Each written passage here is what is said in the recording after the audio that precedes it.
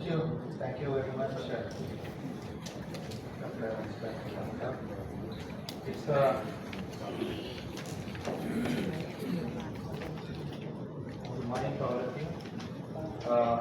The Director General, Dr. Surendra Tripathi, Dr. Ranjan, Dr. Mamta Bhattania, senior colleagues, Sri Ramani,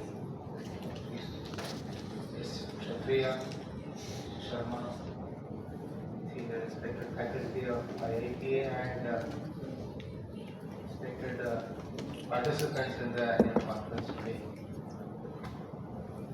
After listening to the three talks that we have heard today, we have a broad idea of what good governance is, what needs to be done. I would like to make a presentation with what Karnataka has done in this respect in taking forward the agenda of good governance. Good governance, administrative reforms,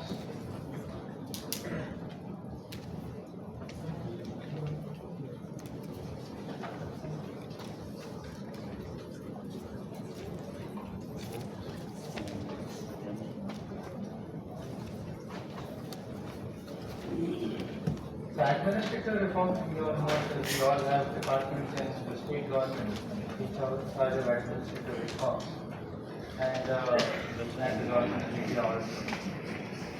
And Karnataka has a long history of administrative reform.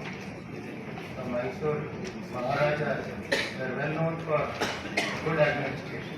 Gandhiji called Mysore as a Ramarajya because of the good administration under Nalwadi Rajvadiya, which is a help of able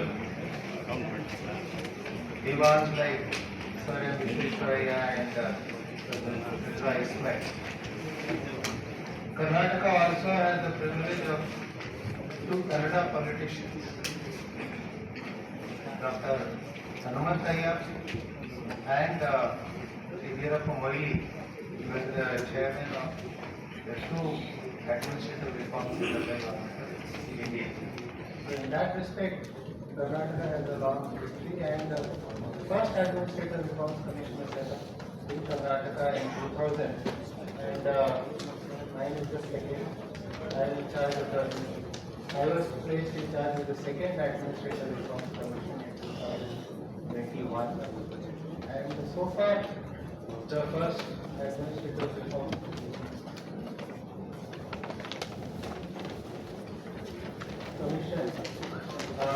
recommendation, usually there is some cynicism about the reports of commissions, but I am in Karnataka at least probably because of the long years, maybe 20 years, so most of the recommendations in the first years have been implemented.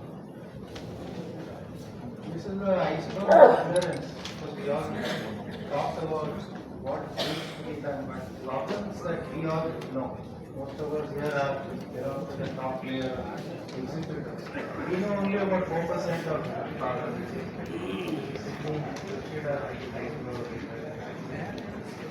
So we went about trying to, with the focus on not just becoming internal process of government, most of the administrators, but on improving the citizen interface. So external interface that citizens have with government. What do we do as government? We go to the RP office to get our Hello. license. Please do not open the mutation boxes. Hold on, we will tell you when to open. Please do not open it. It will be very embarrassing that somebody is speaking and you are eating good samosa. It is meant for you only, but kindly concentrate on the person's lecture. We will let you know when to open. Can you hold on for a few minutes? So, how to improve our citizen interface in, say, the village accountant's office, the Gram Panchayat office, the RTO, the Tahsildar's office, which is where most people go to, and most common citizens go through, and how to ensure that they get their services better, easier, faster, and in a lesser time. So we looked at we went through various methodologies to obtain this focus group discussion.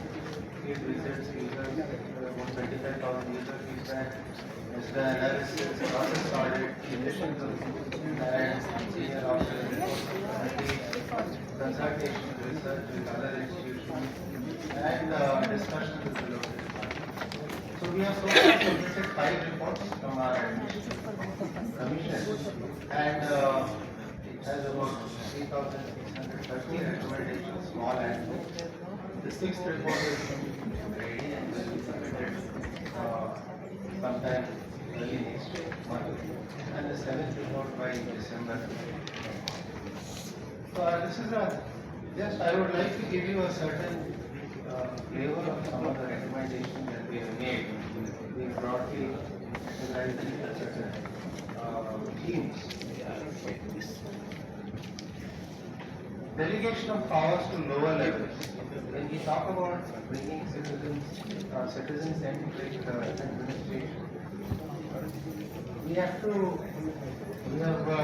talked about delegation of power to local lower levels, so that workload on senior officers reduces, productivity improves, and it is easier time taken for delivering services. For instance, marriages under Hindu Marriage Act are registered by the sub-registrar in most states.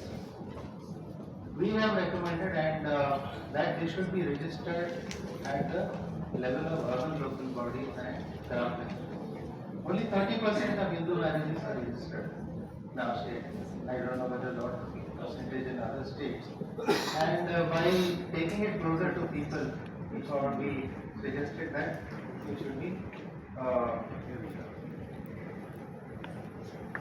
better, more registration of marriages, and also ensure that child marriages can be controlled.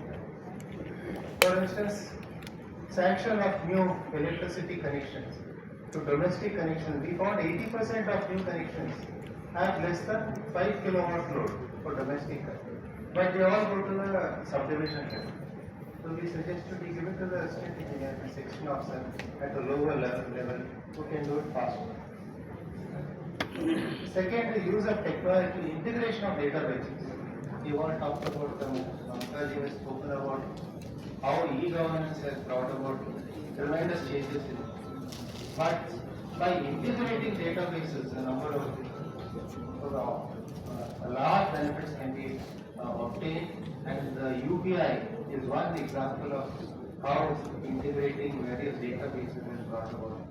So this is being done. For instance, land registration was under different database. Bhumi dealt with rural land, E-Swattu dealt with urban land plots, ERP dealt with rural land plots, and Kaveri dealt with land registration. Now, under Kaveri 2, all these 4 databases have been integrated, so that the data so that the entire process of land registration, updation of land documents happens simultaneously, and there is no need for various interfaces with various departments. The third theme, simplification of procedures by cutting down unnecessary level. So government of India has also taken a decision that we found, for instance, in Bangalore Municipal Corporation, BBMP, one of the contractors told me that to get a check, he had to, in the file had to go 35 tables to get a check. So reducing the number of levels will also reduce corruption, it will improve, in fact he said, accountability. So, and renewing licenses every year may not be necessary, renewing it to 5 years. Another issue we found when we went to frontline offices is some part of the resort to whatever is called sheet from Mahuli or chai pani goes towards local office.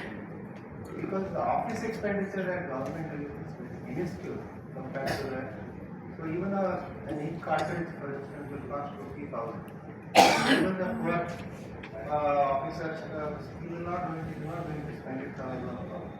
So there will be a way of getting. So we have suggested office expenses should be increased to realistic levels. For instance, lock-up inmates we found in police stations.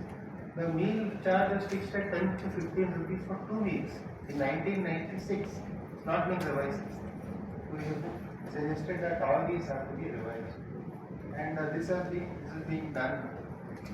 Participation of stakeholders, which Vijay said, citizens participation, who is involved in, who should be involved in decision making is very important. It is the crux of administrative reform. And by giving more powers to ward committees and area sabhas for providing untied funds, we can improve the participation of stakeholders and give them real decision making power.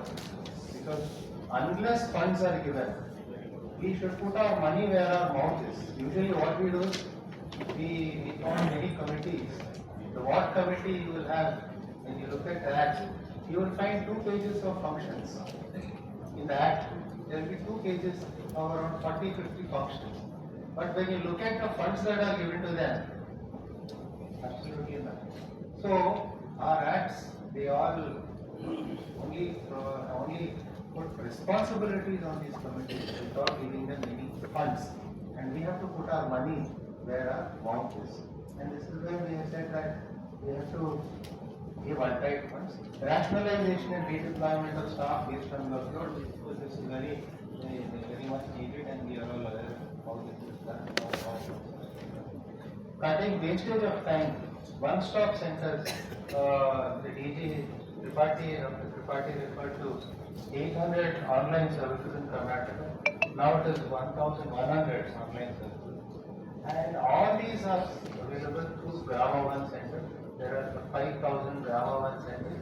These are set up on a franchisee basis. And you also mentioned, why should we apply for certain documents?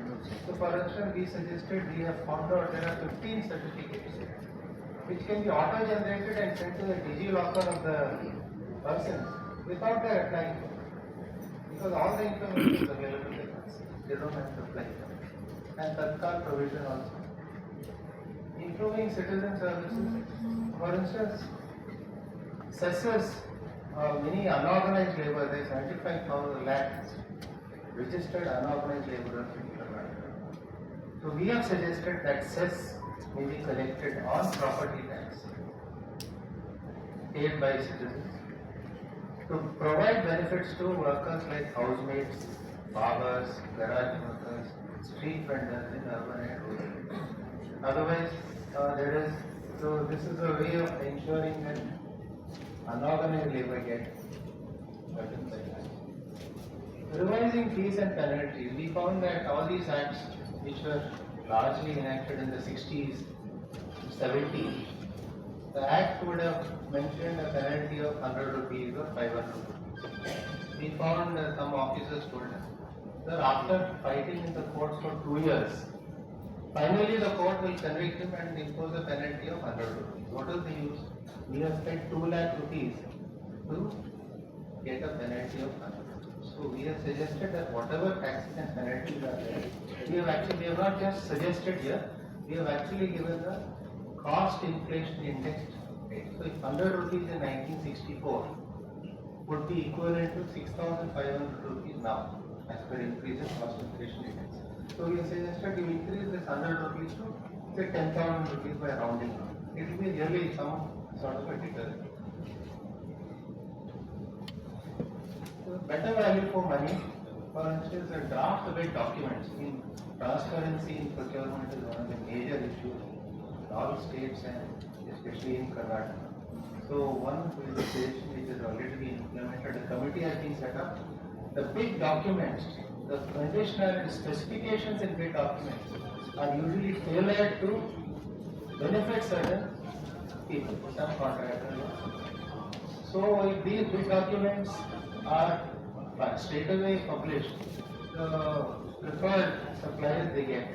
So we have suggested draft bid document should be published first, objection should be called for, and only then the bid document should be finalized specification, so that others also have it.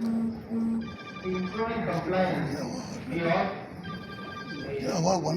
violations of building plans is common all over the country, and unless it is very difficult to go and demolish a building. It is very difficult. So what we have suggested, where there is violations, we should impose double property tax. It is there in our municipal corporations act, but not in the rural areas.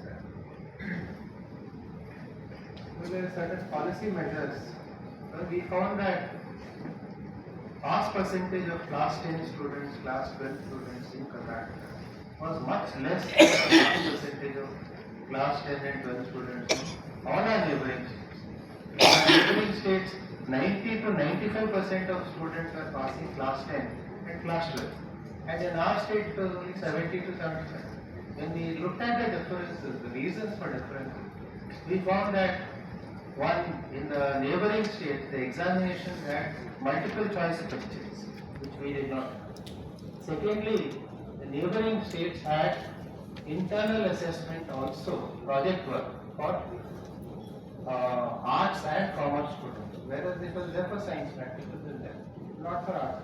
So based on our suggestion, that was done, and it has had a very good impact in improving arts.